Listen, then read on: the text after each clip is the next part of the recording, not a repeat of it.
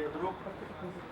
И мы вот в 2014 году создали общественный совет Храм-Барлига. Это единство Крыма, которое объединяет всех жителей и все национальности, которые проживают в Крыму, в созвездии той страны, в которой мы сегодня находимся. С первой минуты мы всегда были и есть и поддерживаем Владимира Владимировича Путина.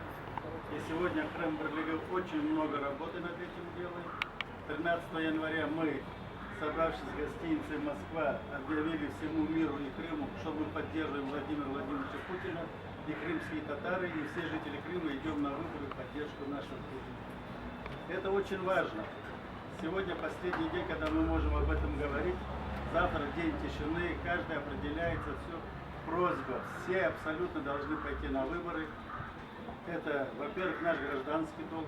Мы живем в России. И сегодня, когда вокруг вся Европа, Америка хотят сплотиться против нас, если мы не покажем, что мы единый кулак, мы всегда ответим тем, кто нас обижает, другого пути у нас нет.